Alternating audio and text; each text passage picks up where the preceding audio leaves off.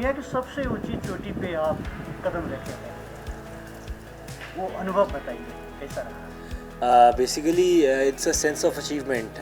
जब आप एक ऐसे पॉइंट पे पहुंचते हैं, ये सिर्फ ये बात नहीं है कि मैं दुनिया की बुलंद तरीन चोटी पे पहुंचा।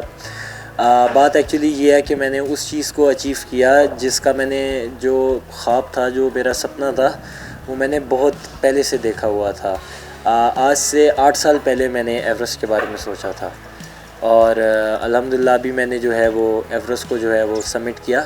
तो I think it's a sense of achievement. वो जो फ़ील है जो मैं उस टॉप पे लेके गया अपने साथ, वो शायद मैं अकेला नहीं था बल्कि मेरे साथ मेरा पूरा मुल्क जो है वो उस चोटी पर गया था। तो आई थिंक मुझे इस चीज़ की बहुत खुशी है।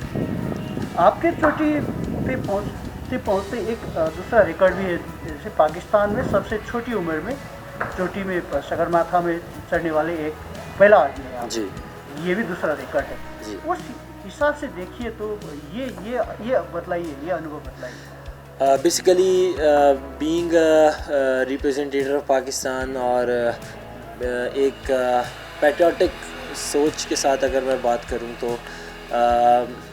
आई फील वेरी प्राउड कि मैं जो है वो अपने कंट्री का जो है वो सॉफ्ट इमेज दे रहा हूँ पूरी दुनिया के सामने। तो I think it's something very very good and you feel blessed कि दुनिया में इतने लोग हैं लेकिन सिर्फ आपको चुना गया है ऊपर वाले की तरफ से कि आप इस चोटी पे जाएं और पूरी 20 करोड़ की आबादी को जो है वो रिप्रेजेंट करें। तो I think it's more beautiful then everything. इसकी दूसरी छोड़ के एक बात पूछना चाहता हूँ, जैसे बहुत सारे हिमालय है नेपाल में, पाकिस्तान में भी 8000 के ऊपर के एक है, तो दूसरा तो पाकिस्तान में ही है। अब नेपाल और पाकिस्तान और हिमालय के बीच के संबंध में के बारे में कुछ टिप्पणी है? आई थिंक कि पहाड़ जो हैं, पहाड़ों ने इन दो मुल्कों को कनेक्ट किया आपस में। जो हॉस्पिटैलिटी मुझे नेपाल वालों ने दी, और जब आपके नेपाली K2 में विंटर में K2 करके आए तो जो हॉस्पिटैलिटी हमने उनको दी, तो I think it's a common love.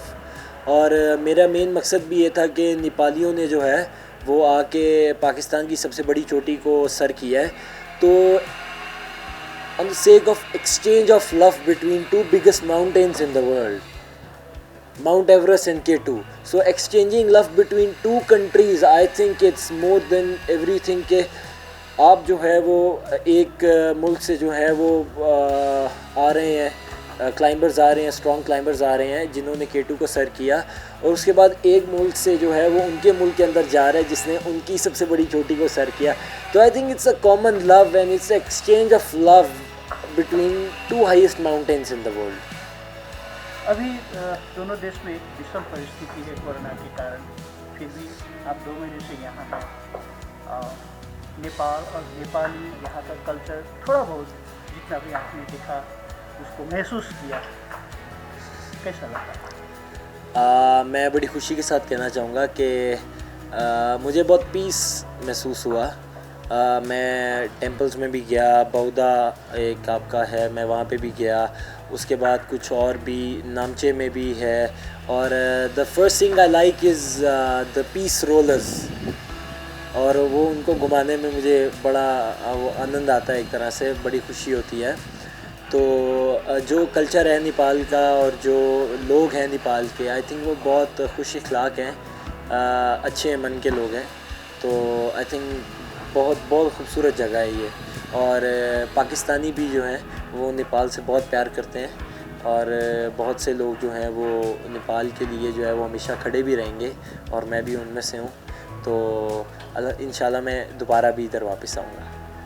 मेरा अंतिम सवाल आपसे, ये तो एवरेस्ट का समिट का बात है या K2 का समिट का बात है, यहाँ तो पीपल टू पीपल रिलेशन की बात भी हो रही है।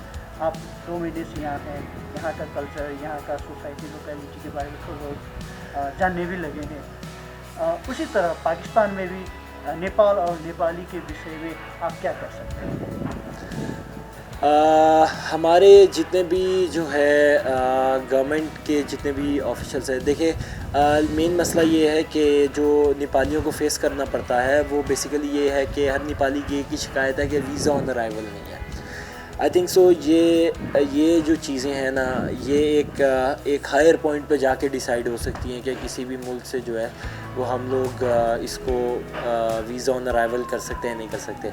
लेकिन अगर बाकी मैं बात करूं कि नेपालियों को हॉस्पिटैलिटी किस तरह दी जा सकती है और नेपाली भाइयों को जो है वो हम लोग ट्रीट कैसे कर सकते हैं पाकिस्तान के अंदर, तो आई थिंक सो कि इन लोगों ने जो है वो कभी ऐसा हुआ नहीं वैसे कि किसी को गलत ट्रीट किया गया हो, लेकिन जितना मुझे अच्छी हॉस्पिटैलिटी मिली है, मेरा ये है कि अगर कोई नेपाली पाकिस्तान आता है तो मैं उससे बढ़ के करूं, ताकि दोनों मुल्कों के अंदर जो है वो एक अच्छा रिलेशन डेवलप हो।